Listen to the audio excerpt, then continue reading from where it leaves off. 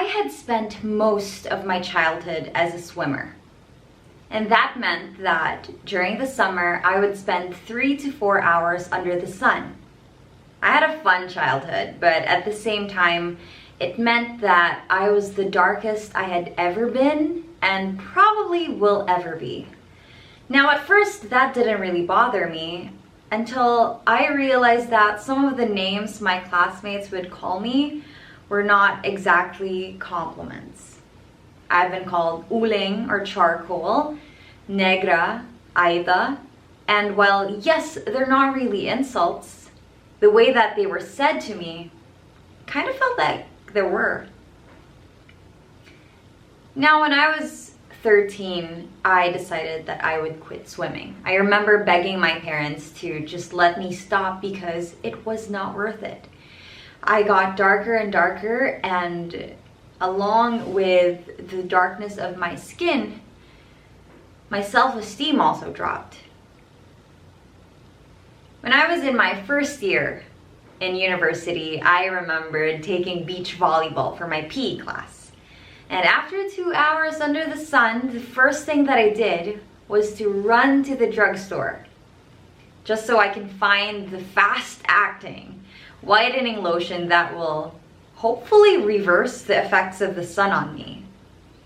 And while it has been years since I quit swimming, just one class under the sun had brought back all of the fears from childhood, and once again, I was so afraid of getting dark.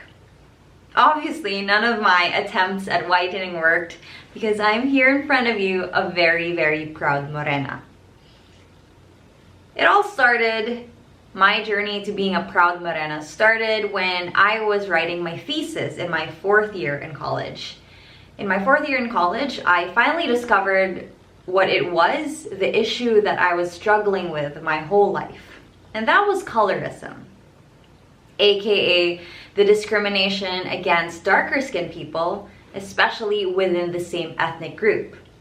Now, when I was starting to write this, I was met with a lot of skepticism because some people didn't really understand what it was. Was it racism? Was it something else? Is it just skin color? Aren't there bigger problems? I had a lot of those comments, but this was deeply personal to me, and I knew that it wasn't something that I experienced just by myself. And true enough, I was right. You see, colorism has been present in Filipino culture for centuries. Back in the Spanish colonial times, dark skin was always associated with poor laborers, and fair skin was associated with wealth and status. And even today, to the present day, the skin whitening industry is a billion-dollar industry. It was felt then, it's felt now, and for some reason we have accepted these beauty standards as normal and acceptable. So when I wrote my thesis, I studied 40 advertisements between 2012 to 2014. I know it's been quite some time since I wrote that paper, but the things that I learned really influenced the way that I saw colorism and what we can do to change it. So between those 40 ads, the word white appeared 25 times, and that excludes all the other variations of it. That's whitens, whiter, whitening, all of those. And more than just the use of white, we would also see how white was attached to positive words such as flawless, perfect, rosy, glowy. Now we compare the use of white to dark skin. Now dark skin would often be attached to words like oily and dull. And more than that, when we talk about dark skin in these advertisements, it would always be out of fear and avoidance. But see, that mentality, those beauty ideologies don't just stop in our TV screens. We bring them to our daily lives. From childhood, kids would throw around maitim or dark skin as an insult. And in adulthood, we would often feel insecure when we look like this, when we get a little bit darker. We see it in commercials, how morena skin is often the before, not the after, of before and after commercials. We would often see darker skinned actors as sidekicks instead of leads.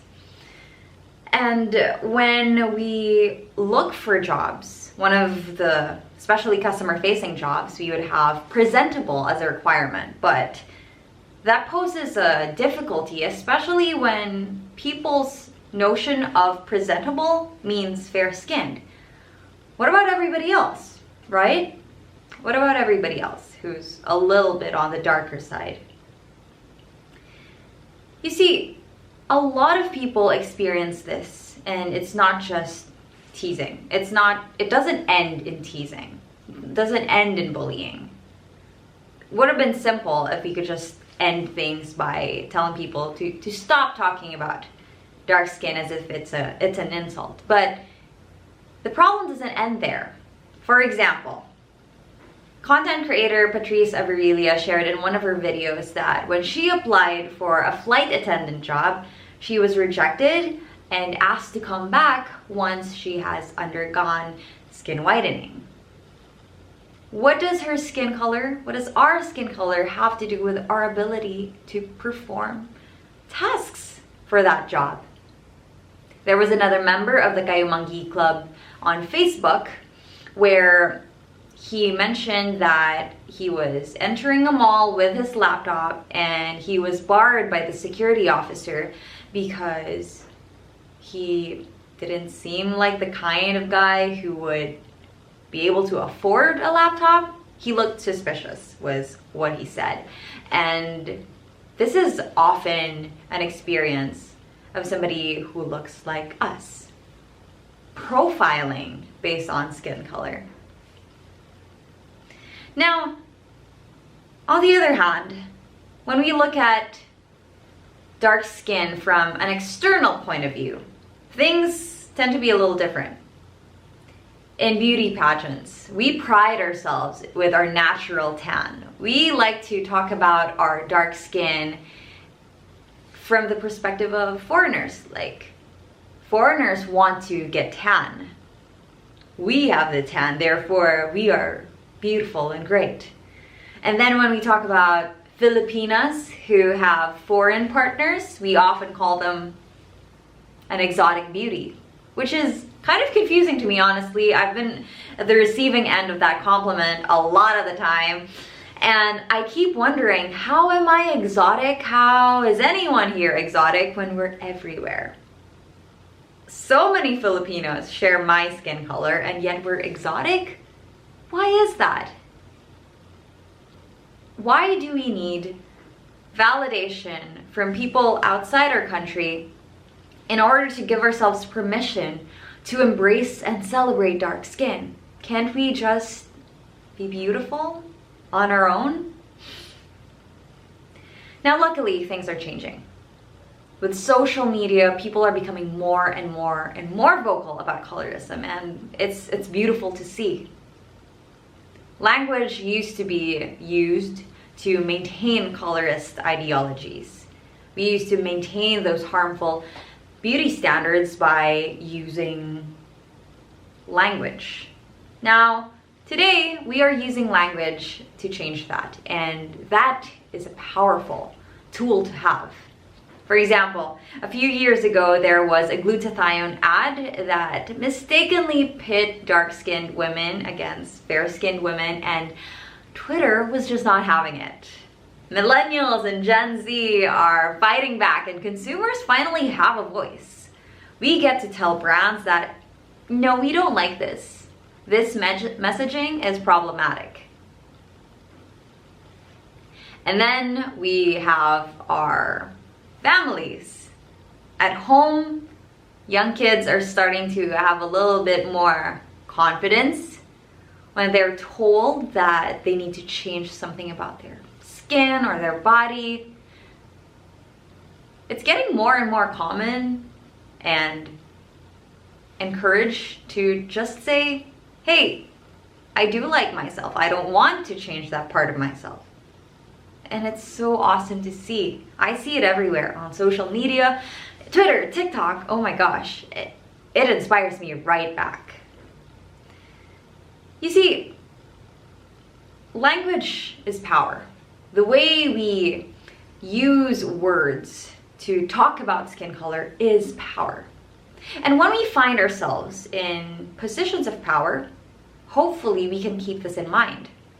If you're an educator and you control the narrative in class, when you talk about skin color or beauty or potential, how do you communicate to your students? If you're a hiring manager and you're asked to look for somebody presentable for the job, how do you define presentable? How do you define beautiful? If you're a media professional and you're tasked to execute one of these ads, how would you execute it? What choices are you going to make? If you're an influencer and you have a platform, what kind of brands are you going to work with? How are you going to talk about skin color and beauty?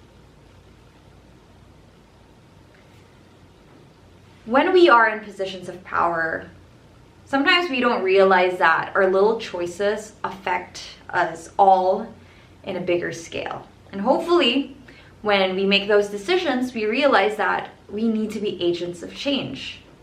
The kind of change that will allow generations of brown-skinned Filipinos to just believe that they're good enough by default, where they see themselves as equals, the equals of their fair-skinned counterparts.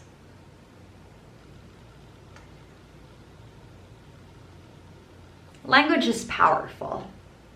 And if we're mindful about this, maybe the grander scheme of things, it might take some time. But we shouldn't forget that the most impact that we have will really happen when we start within ourselves. And so, before going out there and trying to change things, here's step one. Let's bring us all back to step one. Let's ask ourselves, when we see a dark-skinned person across the street, what is it that we assume about them? When people joke about skin color in our social circles, within our own friend group, in our families, how do we react? Do we laugh? Do we let them be? Or do we speak up and ask, what's so funny about that?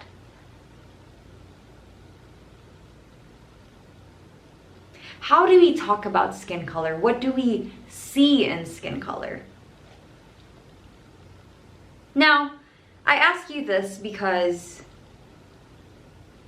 this change really does start with us. It starts with how we look at ourselves, how we see each other, and how we decide to move forward. Because I really do have the hopes that one day, because of this collective change, slowly but surely, when we speak with conviction, when we speak carefully, mindfully, hopefully one day we'll be able to craft a world where little brown kids won't have to quit their favorite sport just because they didn't feel like they were beautiful enough. And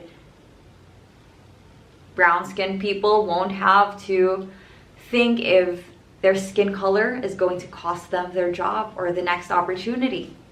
Maybe we'll be able to craft a future where our skin color does not determine our potential and our success. And maybe, hopefully, one day, we get to a point in Filipino culture where skin color that used to be a symbol of status and wealth and what we're gonna be, who we can be, skin color, one day can just be skin color.